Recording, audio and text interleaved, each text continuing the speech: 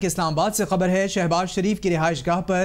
متحدہ اپوزیشن کے پارلیمانی لیڈرز کا اجلاس۔ اہم شخصیات کا وزیر اعظم عمران خان اور اپوزیشن لیڈر شہباز شریف کو پیغام۔ ذرائع کے مطابق اپوزیشن جماعتوں کی سینئر قیادت نے پیغام ملنے کی تصدیق کر دی ہے۔ موجودہ سیاسی صورتحال میں عمران خان نے محفوظ راستہ مانگا ہے۔ اجلاس میں یہ انکشاف ہوا ہے۔ اپوزیشن میرے خلاف عدم اعتماد کی تحریک واپس لے، اسمبلی تحلیل کر دوں گا۔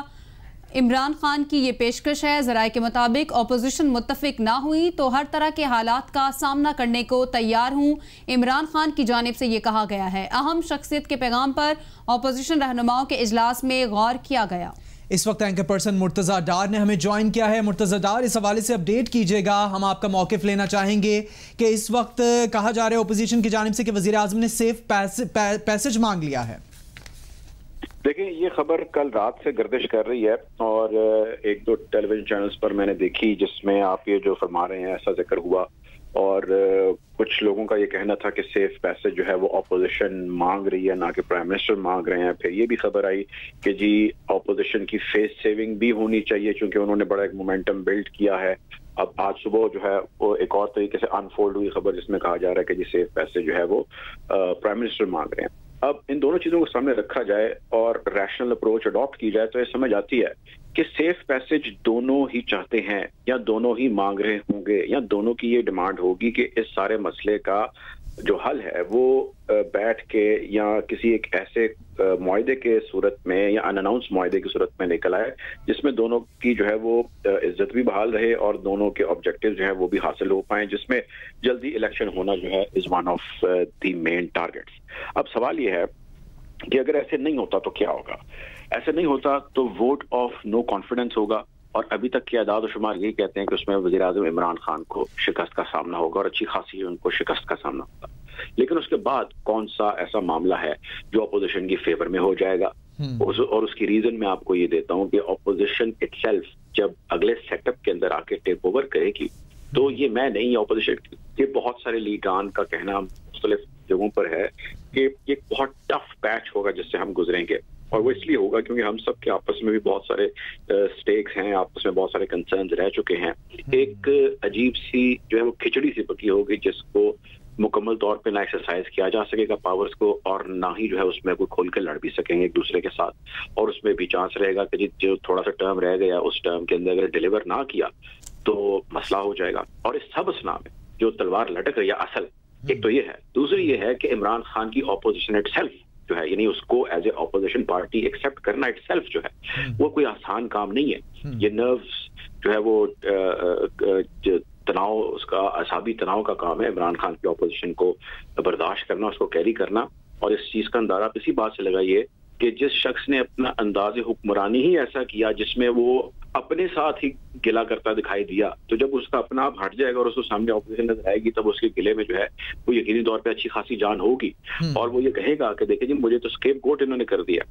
انہوں نے مجھے بلی کا بکرا بنا دیا، سارے چور ہیں، لٹیر ہیں، جس طرح وہ ایک کریکٹر کہتے ہیں، میرے سے مانگ رہے تھے کہ آپ مجھے NRO دے دیجئے، وہ میں نے نہیں دیا، اس وجہ سے ان ساروں نے اتحاد کر کے متفق ہو کے جو ہے وہ مجھے یہاں سے نکال دیا، مجھے ڈیلیور کرنے نہیں دیا، اور ساتھ ہی ساتھ انہوں نے انٹرنیشنل پریشر جو ہے اس کا بھی جو سارا ایک معاملہ ہے وہ ساتھ اس کے نتھی کر دیا ہے۔ میں یہ نہیں کہہ رہا کہ وہ سارا فراڈ ہے معاملہ، اس میں یقینی طور پہ بہت سارے کنسرنز ہیں جو ہمیں ایک علیحدہ معاملے کی صورت میں دیکھنے چاہیے۔ ماضی میں بھی یہ ہوتا آیا ہے، مختلف حکومتیں جب بھی جاتی رہی ہیں وہ یہ کہتی رہی ہیں، لیکن اس مرتبہ جو ڈاٹس ہیں اس کو اگر ہم کنیکٹ کریں اور جو ڈپلومیٹک پروٹوکولز کے اندر جو منورنگ یا موومنٹ ہے اس کو سامنے رکھیں تو یہ کوئی ہلکی بات بھی نہیں ہے جس طرح اس کو اپوزیشن ہلکا لے رہی ہے اور وہ کہہ رہی ہے کہ نہیں جی کچھ بھی نہیں ہے اس لیٹر کے اندر، ایسا کچھ ایسی بات نہیں ہے کہ اس لیٹر میں کچھ نہیں ہے۔ That is very concerning later to my understanding. So every day every hour basically جو ہے